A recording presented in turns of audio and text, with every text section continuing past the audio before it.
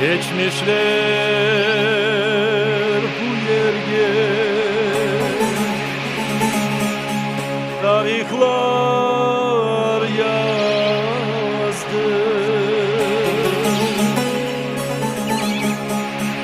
Soyuma sopuma mezarlar kazdı. Bak bugün evladım